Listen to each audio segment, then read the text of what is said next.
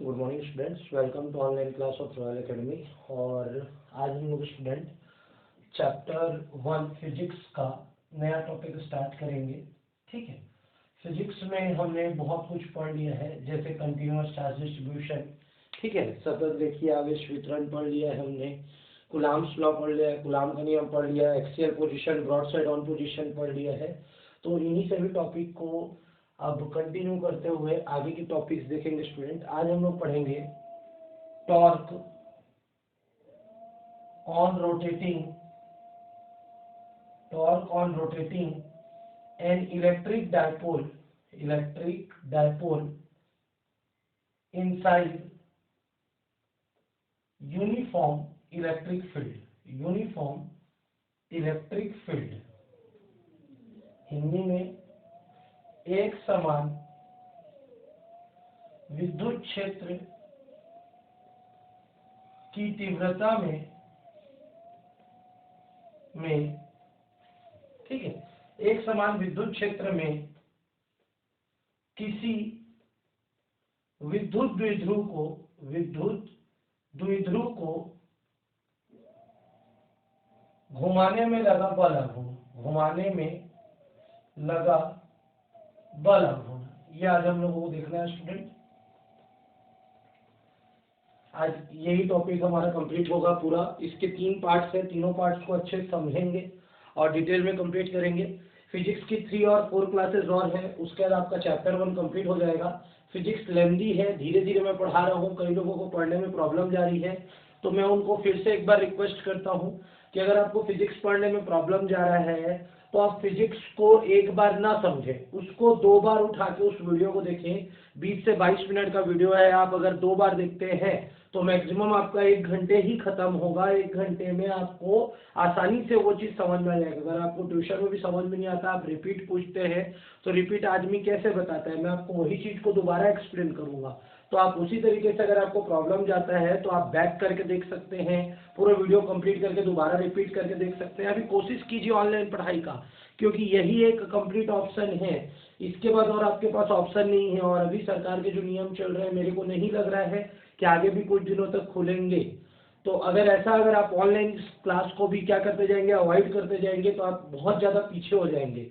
मेरे को कोई प्रॉब्लम नहीं है, ठीक है, मैं बाद में भी कोर्स कंप्लीट करूंगा, लेकिन आप बाकी लोगों से फिर उसके बाद पीछे रहेंगे। तो कोशिश कीजिए ऑनलाइन क्लास कंप्लीट करने का। अगर आपको नहीं समझ में आता है, आप 2 बार 3 बार पूछिए। कल से मैं आप लोगों का डाउट क्लास ऑर्गेनाइज कर रहा हूँ। अगर आपको जो भी प्रॉब्लम रहती है तो आप डाउट क्लास में भी पूछ सकते हैं, जिसको आते बनेगा वो आके भी चर्चा कर सकते हैं, पूछ सकते हैं। I am always available for you. Okay, so आज हम लोग टॉपिक स्टार्ट कर रहे हैं कि एक हम लोग क्या ले रहे हैं, यूनिफॉर्म इलेक्ट्रिक फील्ड लेंगे। उस यूनिफॉर्म इलेक्ट्रिक फील्ड में एक समान विद्युत क्षेत्र में एक डायपोल को टांग देंगे। अब उस डायपोल को रोटेट करने के लिए, घुमाने के लिए कितना बल आघूर्ण लगेगा, कितना टॉर्क लगेगा, वो चीज हमको कैलकुलेट करना है। तो इस चीज को कैलकुलेट करने के लिए सबसे पहले टॉर्क होता क्या है, बल आघूर्ण होता क्या है, इस चीज को समझ लेते हैं। अगर कोई तभी एक ऑब्जेक्ट लेते हैं और उस ऑब्जेक्ट को अपने एक्सिस पे रोटेट करवाना है, ऐसा रोटेट करवाना मतलब सर्कुलर मोशन हो गया, वृत्ताकार गति हो गया।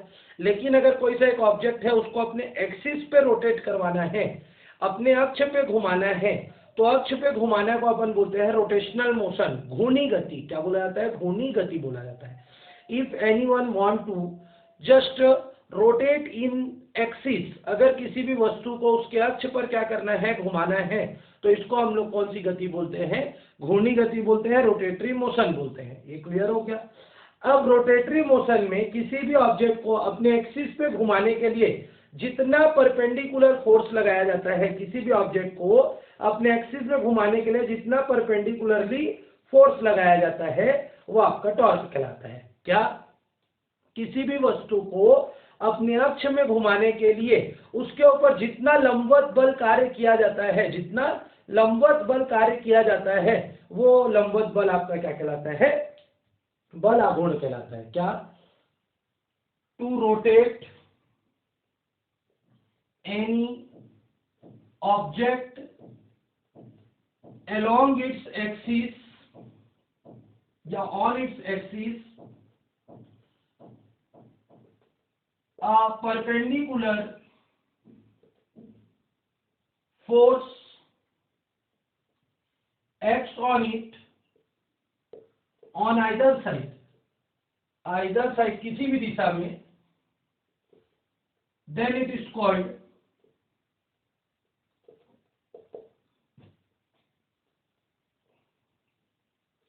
टॉर्क। जब किसी वस्तु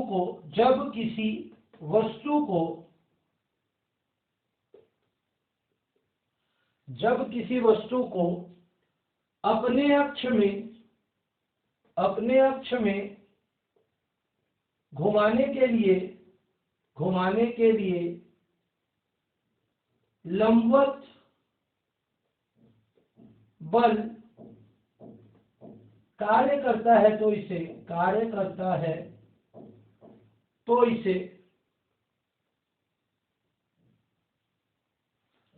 बल आघूर्ण कहते हैं। Clear student?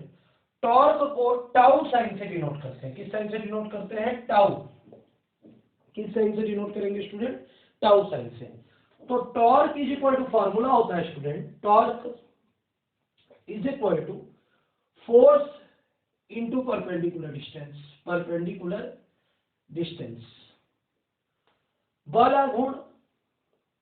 आघूर्ण बराबर बल गुणित लंबवत दूरी। ये हो गया student. Means tau is equal to force into perpendicular distance. ये फार्मूला हो गया इसका। अब हम लोगों को क्या करना है? इलेक्ट्रिक डायपोल को घुमाना है। किस में घुमाना है? यूनिफॉर्म इलेक्ट्रिक फील्ड में। तो consider a uniform electric field of magnitude capital E. माना एक समान एक विद्युत क्षेत्र ले लेते हैं जिसका विद्युत क्षेत्र की तीव्रता ई है। Consider uniform electric field. एक हम लोग क्या ले रहे हैं? एक समान विद्युत क्षेत्र ले रहे हैं और उस एक समान विद्युत क्षेत्र की तीव्रता कितनी है? ई है। इसमें एक इलेक्ट्रिक डायपोल को इस तरीके से लटका देते हैं। एक इलेक्ट्रिक डायपोल ए बी को इसमें लटका देते हैं, जिसका टोटल लेंथ अपने को पता है कितना होता है? 2l होता है। क्लियर है यहाँ पर तक? इसको इस तरीके से फ्रीली सस्पेंड कर देते हैं, लटका देते हैं एक रस्सी के माध्यम से। तो consider uniform electric field whose intensity is E and an electric dipole is hanged. ठीक है, an electric dipole is hanged which has q magnitude and 2l distance. एक हम लोग क्या ले लेते हैं? एक समान विद्युत क्षेत्र ले लेते हैं जिसकी तीव्रता ई है। उसमें क्या कर लेते हैं? विद्युत द्विध्रुव को लटका देते हैं जिसका परिमाण कितना है? q है और दोनों के बीच की दूरी कितनी है? 2l है। अब मान के चलो इसको रोटेट करना है हमको। इसको क्या करना है? रोटेट करना है। तो रोटेट करने के लिए नीचे से परपेंडिकुलरली फोर्स लगाना पड़ेगा, इस तरीके से फोर्स लगाना पड़ेगा। तो ये जो फोर्स लगेगा वो कितना लगेगा? QE। कितना लग जाएगा? QE। तो क्योंकि E बराबर क्या जानते हैं? F/Q। तो F बराबर कितना हो जाएगा? QE। पहले पढ़ चुके हैं, विद्युत क्षेत्र की तीव्रता बराबर बल इंटू फोर्स अपॉन चार्ज होता है, पढ़े हैं। तो ये F इज इक्वल टू क्या हो जाएगा? QE। E is equal to F/Q जानते हैं, तो F इज इक्वल टू क्या हो जाएगा स्टूडेंट? QE हो जाएगा। ठीक है, तो इस तरफ अगर हमको फोर्स लगाना है तो QE लगेगा। तो सिमिलरली इस तरफ भी जो फोर्स लगाएंगे वो भी कितना लगेगा? QE लगेगा। क्यों? ये एक ऑब्जेक्ट है, इसको आपने ऐसे करके लटकाया हुआ है। ठीक है, अब इसमें जितना परपेंडिकुलरली फोर्स इसको घुमाने के लिए लगाओगे, मतलब ये ऑब्जेक्ट में जितना नीचे की तरफ फोर्स लगेगा उतना इस तरफ भी लगेगा। मतलब यहां से लगने वाला बल और यहां से लगने वाला बल क्या रहेगा? सेम रहेगा, इक्वल रहेगा। क्लियर हो गया? तो इस तरफ भी QE फोर्स कार्य कर रहा है, तो इस तरफ भी QE फोर्स ही कार्य करेगा। अब हम लोग कंस्ट्रक्शन कर देते हैं परपेंडिकुलर डिस्टेंस निकालने के लिए। माना इसको कितना एंगल में रोटेट करना है? थीटा। कितना एंगल में रोटेट करना है? मान के चलते हैं थीटा एंगल में। तो ये थीटा है, तो ये भी आपका क्या हो जाएगा स्टूडेंट? थीटा हो जाएगा। थीटा के सामने वाला क्या कहलाता है? परपेंडिकुलर। ये थीटा है तो ये भी थीटा होगा, अल्टरनेट एंगल्स। और ये सामने वाला क्या कहलाएगा? परपेंडिकुलर कहलाएगा। ये बेस कहलाएगा और ये आपका क्या कहलाएगा? हाइपोटेनस, क्योंकि ये 90 डिग्री का एंगल बन रहा है, इसको C नाम दे देते हैं। तो इन ट्रायंगल ABC कौन सा triangle, ABC। Sine theta is equal to, sine theta is equal to क्या होता है student, perpendicular upon hypotenuse. Perpendicular क्या है student, BC। Sine theta is equal to क्या हो जाएगा स्टूडेंट, BC अपॉन हाइपोटेनस क्या है आपका, AB। So BC is equal to कितना आ गया student, AB sine theta. So BC is equal to कितना आ गया स्टूडेंट, 2L साइन थीटा। क्या आ गया स्टूडेंट, 2L साइन थीटा आ गया। क्लियर है स्टूडेंट। तो सबसे पहले हमने क्या किया, एक यूनिफॉर्म इलेक्ट्रिक फील्ड लिया, एक समान विद्युत क्षेत्र लिया, एक समान विद्युत क्षेत्र में एक डायपोल को लटका दिए। उस डायपोल का जो चार्ज है वो Q है और दोनों के बीच की दूरी 2L है। अब उसको हम लोग क्या कर रहे हैं, थीटा एंगल में घुमाना चाह रहे हैं, तो नीचे से या ऊपर से परपेंडिकुलरली फोर्स लगा रहे हैं। जब हम लोग उस पर बल लगा रहे हैं, लंबवत बल लगा रहे हैं, तो उसका बल कितना लग रहा है, QE लग रहा है। जितना ऊपर की तरफ लगेगा उतना ही नीचे की तरफ भी लगेगा। अब हमको क्या निकालना है, टॉर्क निकालना है। टॉर्क निकालने के लिए हम लोग कंस्ट्रक्शन किए, A से C और B से C को जोड़ दिए, तो हमको एक ट्रायंगल ABC मिल गया। ये थीटा एंगल है तो ये भी थीटा होगा, अल्टरनेट इंटीरियर एंगल, एक अंतर कोण हो गया स्टूडेंट। थीटा के सामने वाला परपेंडिकुलर होता है, बेस हो गया, हाइपोटेनस हो गया, तो साइन थीटा बराबर P अपॉन H, मतलब लंब बटा कर्ण। तो BC अपॉन AB, AB को ट्रांसफर किया तो BC बराबर AB साइन थीटा, तो BC बराबर कितना हो गया, 2L साइन थीटा। अब हमारा जनरली जो पॉइंट है स्टूडेंट, वो पॉइंट क्या है, हमको क्या निकालना है, टॉर्क। तो टॉर्क इज इक्वल टू कोई सा भी एक फोर्स, चाहे इस तरफ करो या इस तरफ करो, ये फोर्स ले लेते हैं अपन QE इनटू परपेंडिकुलर डिस्टेंस कितना है हमारा, BC। कितना है, BC।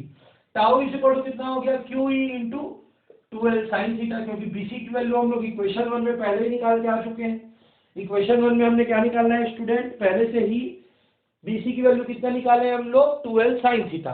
अब देखो Q और 2L को क्या लिख सकते हो, Q into 2L is equal to होता है small p, electric dipole moment. क्या होता है, विद्युत द्विध्रुव आघूर्ण। तो टाउ बराबर क्या हो गया, PE साइन थीटा हो गया स्टूडेंट। क्या हो गया, tau is equal to PE sine theta हो गया। क्लियर है, ये आपका आंसर हो गया। अगर हम लोग इसको वेक्टर फॉर्म में ले तो साइन थीटा जब भी आ जाएगा तो कौन सा प्रोडक्ट लगता है, क्रॉस प्रोडक्ट लगता है। ये मैंने पहले भी समझाया है कि जब भी साइन थीटा को रिमूव करते हैं तो क्रॉस प्रोडक्ट लगेगा, और कॉस थीटा को रिमूव करेंगे तो डॉट प्रोडक्ट लगेगा। तो टाउ की वैल्यू कितनी आ गई, PE साइन थीटा, जहां P क्या है, इलेक्ट्रिक डायपोल मोमेंट, विद्युत द्विध्रुव आघूर्ण, E क्या है, इसकी क्षेत्र की तीव्रता, साइन थीटा क्या है, एंगल बिटवीन देम, दोनों के बीच में बनने वाला कोण। ठीक है, तो सबसे पहले हमने एक समान विद्युत क्षेत्र लेंगे, एक समान विद्युत क्षेत्र में एक डायपोल लटका देंगे। कितने एंगल पे घुमाना है, थीटा एंगल पे घुमाना है, तो उस पर एक लंबवत बल कार्य करेगा। कितना करेगा, QE करेगा। लंबवत दूरी क्या हो जाएगी, BC। BC का वैल्यू किससे निकालेंगे, त्रिभुज ABC से निकाल लेंगे।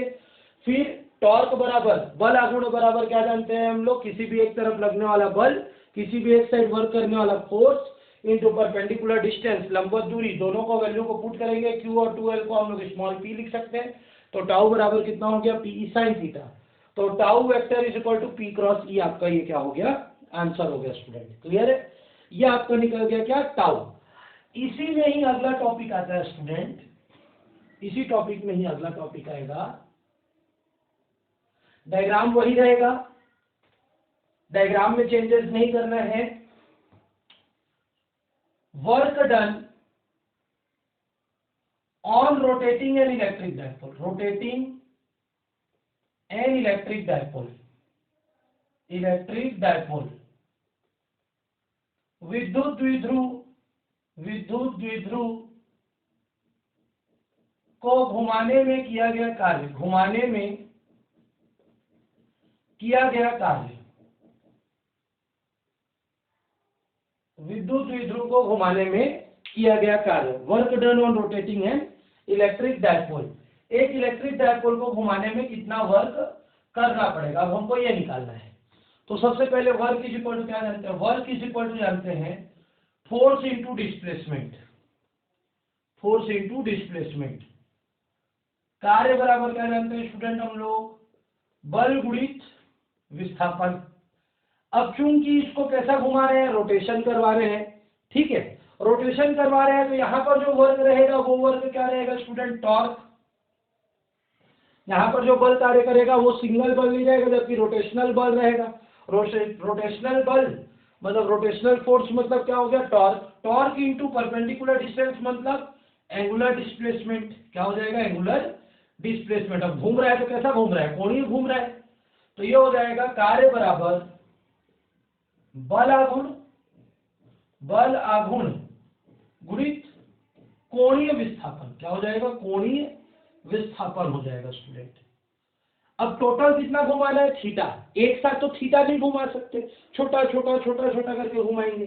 तो जब पूरा कंप्लीट रहता है तो थीटा स्मॉल एलिमेंट अल्पांश मतलब डी थीटा, टोटल दूरी आर, अल्पांश दूरी डी आर।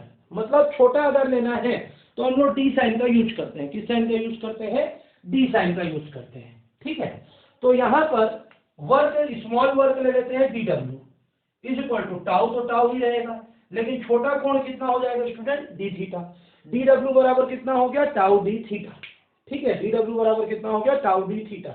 अगर ये ऐसा मोशन करता रहता तो work is equal to force into displacement, लेकिन ये कैसा मोशन कर रहा है, रोटेशनल, अपने एक्सिस में घूम रहा है, तो एक्सिस में घूमेगा तो यहाँ पर बल नहीं लग के क्या लगता है, बल आघूर्ण टॉर्क कार्य करता है।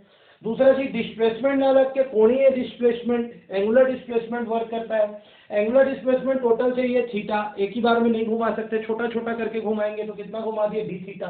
बल आघूर्ण टाउ है और स्मॉल वर्क कितना हो गया, डी डब्ल्यू। टाउ की वैल्यू यहाँ पुट कर देते हैं, टाउ की वैल्यू पीई साइन थीटा है, तो D W is equal to कितना हो जाएगा student, PE sine theta D theta. D W is equal to क्या हो गया, PE sine theta D theta. अब ये छोटा मान है, पूरा मान लाने के लिए दोनों पक्षों में क्या करेंगे, समाकलन, दोनों पक्षों में समाकलन करने पर ऑन इंटीग्रेटिंग बोथ साइड्स, दोनों पक्षों में हम लोग क्या कर देंगे, समाकलन करेंगे। तो integration sign d W is equal to integration sine PE sine theta D theta. और एक चीज, लिमिट भी पुट करेंगे, क्या पुट करेंगे, लिमिट। इसको इक्वेशन 1 दे देना, इसको इक्वेशन 2 दे देना, इसमें लिमिट भी पुट करेंगे, W बराबर 0 से लेके W बराबर W तक, थीटा बराबर 0 से लेके थीटा बराबर थीटा तक। लिमिट क्या पुट करेंगे, W की वैल्यू 0 से लेके W तक, थीटा की वैल्यू 0 से लेके थीटा तक, तो 0 से लेके W तक, 0 से लेके थीटा तक। लिमिट भी पुट करना है कि शून्य कार्य से लेके आगे जितना दूर तक कार्य करेंगे वहां तक, और शून्य एंगल से लेकर आगे कहां तक के एंगल तक जाएंगे स्टूडेंट हम लोग, थीटा एंगल तक। डी डब्ल्यू का इंटीग्रेशन क्या हो जाएगा, W 0 से लेके कहां तक, W तक, पीई कॉमन है बाहर निकल गया, क्या बचा, साइन थीटा डी थीटा, कहां से कहां तक, 0 से लेके थीटा तक। W माइनस 0 अपर लिमिट रखेंगे, बीच में माइनस साइन लगाएंगे, लोअर लिमिट रखेंगे, बराबर पीई साइन थीटा का क्या होता है, माइनस कॉस थीटा, 0 से लेके कहां तक, थीटा तक, 0 से लेके कहां तक रख देंगे स्टूडेंट, थीटा तक पुट कर देंगे, ठीक है।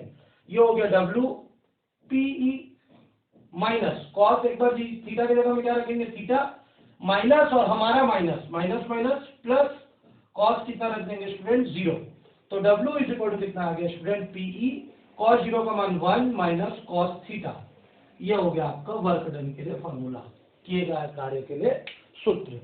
तो फिर से देखते हैं स्टूडेंट, इसमें जनरली हमारे पास वर्क डन निकालना है, तो वर्क बराबर क्या जानते हैं, फोर्स इनटू डिस्प्लेसमेंट। बल गुणित कितना जानते हैं स्टूडेंट, विस्थापन जानते हैं।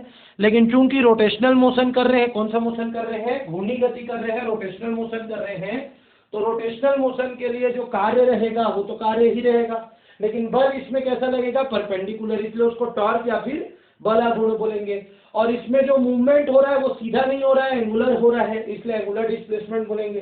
डी डब्ल्यू बराबर टाउ डी थीटा, एक साथ पूरा एंगल तो नहीं घूम सकता, थोड़ा थोड़ा करके घुमाएंगे, तो छोटे के लिए डी थीटा और वर्क के लिए डी डब्ल्यू। टाउ का मान यहाँ वापिस करेंगे तो P sine theta D theta आ गया। अब इसका पूरा मान चाहिए तो उसके लिए समाकलन करना पड़ेगा, इंटीग्रेशन करना पड़ेगा। इंटीग्रेट कर रहे हैं लेकिन वर्क 0 से लेके कहां तक जा रहा है, W तक, एंगल 0 से लेके कहां तक घूम रहा है, थीटा तक। डी डब्ल्यू का इंटीग्रेशन W होता है, डी एक्स का एक्स होता है, डी वाई का वाई होता है, डी आर का आर होता है। उसी तरीके से डी डब्ल्यू का W हो गया 0 से लेके W तक। पी कांस्टेंट निकल गया, sign theta D theta, sine theta का समाकलन कितना होता है, माइनस कॉस थीटा होता है, 0 से लेके कहां तक, थीटा तक। अब W बराबर PE minus cos theta plus cos 0 degree हो गया, तो W बराबर पीई 1 माइनस कॉस थीटा आ गया स्टूडेंट। क्लियर है यहाँ पर तक? ये आप लोगों को क्या करना है, पूरा कंप्लीट करना है। अगर इसमें आपको कुछ भी डाउट रहता है तो आप प्रॉपरली कॉल या मैसेज करके पूछ सकते हैं। Work done. वर्क डन के बाद अगला जो टॉपिक आएगा स्टूडेंट,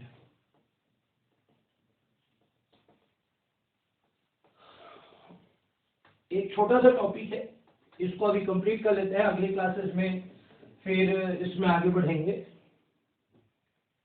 एक आपको कॉन्सेप्ट याद रखना है सॉलिड एंगल का। सॉलिड एंगल, ठोस कोण। देखो, जितनी आइडियल ज्योमेट्रिकल फिगर्स होते हैं, आइडियल ज्योमेट्रिकल फिगर्स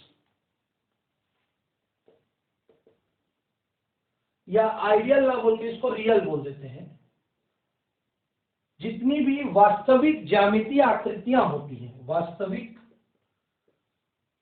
ज्यामितीय आकृतियां होती हैं, उन आकृतियों का, जैसे ये क्या है, स्क्वायर है, या आपका क्या है, क्यूब है, या आपका क्या है, ट्रायंगल है, या आपका क्या है, प्रिज्म है, ये आइडेंटिकल ज्योमेट्री है। ठीक है, तो इनका आप एंगल फाइंड कर सकते हो। आपको इसका कोण पता होता है, आपको इसका सेंटर पता होता है, कोण पता होता है, सभी चीजों की जानकारी होती है। लेकिन एक पत्थर ले लिए, जमीन से खोदा हुआ एक आयरन का टुकड़ा ले लिए, ठीक है, क्लियर हो क्या? एक मान के चलो कोई सा भी मेटेलिक कोई सा भी सरफेस ले लिए, तो उस सरफेस का आपको स्ट्रक्चर की कोई जानकारी नहीं होती, तो वैसी सरफेस को अपन बोलते हैं आर्बिट्रेरी सरफेस। क्या बोलते हैं? आर्बिट्रेरी सरफेस, जिसका ज्योमेट्री फिक्स्ड नहीं होता, जिसकी ज्यामिति निश्चित नहीं होती, उसको आर्बिट्रेरी सरफेस बोलते हैं। अब आर्बिट्रेरी सरफेस आप ले रहे हैं तो इसमें आप एंगल नहीं निकाल सकते। जब आप एंगल परफेक्ट नहीं निकाल सकते तो इसके लिए एक सॉलिड एंगल का परिकल्पना करते हैं, ठोस कोण का परिकल्पना करते हैं, जो कोण के फॉर्म में रहता है। किसी भी सरफेस के अंतर्गत किसके फॉर्म में रहता है? कोण के फॉर्म में रहता है। किसके फॉर्म में रहेगा? कोण के। कोण मतलब शंकु के रूप में रहेगा। किसके रूप में रहेगा स्टूडेंट? शंकु के रूप में रहेगा। और शंकु के रूप में रहेगा तो यहां पर इसकी जो वैल्यू होती है स्टूडेंट, वो आपको याद रखना है। ये मान के चलो डी डब्ल्यू बराबर D S cos theta upon R square, जहां आर इसका दूरी रहेगा, थीटा इसका एंगल रहेगा, डी एस इसका स्मॉल एलिमेंट रहेगा। तो डी डब्ल्यू बराबर D S cos theta by R square, यहाँ डब्ल्यू नहीं है, ओमेगा है, डी ओमेगा बराबर D S cos theta by R square. अगर इसको समाकलन चिन्ह लगा देंगे तो इसकी जगह में अपन क्या लिखेंगे? 4 पाई। क्या लिखेंगे इसकी जगह में? 4 पाई। तो याद रखेंगे सॉलिड एंगल का कॉन्सेप्ट क्या होता है। अगर कोई सा प्रॉपर ज्योमेट्रिकल फिगर नहीं है, ज्यामितीय आकृति हमारे पास निश्चित वाली नहीं है, ठीक है, आर्बिट्रेरी है, अनिश्चित है, तो उसके लिए हम लोग एक ठोस कोण की परिकल्पना करते हैं, उसके अंदर एक क्या बना देते हैं? शंकु का, कोण का निर्माण कर देते हैं। और कोण का निर्माण करते हैं तो उसके सरफेस पे एक यूनिट वेक्टर, एरिया वेक्टर, मैं पहले बता चुका हूं एरिया वेक्टर क्या होता है, क्षेत्रफल सदिश ds ले लेते हैं, केंद्र से उसकी दूरी जो रहती है वो r हो जाती है, और एंगल कितना बनता है? थीटा। तो समाकलन चिन्ह integration sign D omega is equal to integration sign D S cos theta by R square बराबर कितना होता है? 4 पाई होता है। ये एक कॉन्सेप्ट आप लोगों को क्या करना है स्टूडेंट? याद रखना है। इसके आगे अगली क्लास में हम लोग इलेक्ट्रिक फ्लक्स, चुंबकीय flux, Gaussian surface, Gaussian surface, Gaussian surface, Gauss theorem और उसके एप्लीकेशंस, ये 2 या 3 क्लासेस में इन सभी चीजों को अपन कंप्लीट करेंगे स्टूडेंट। इतना पूरा कॉन्सेप्ट को क्लियर करेंगे, इसके बाद चैप्टर कंप्लीट होगा। Thank you students.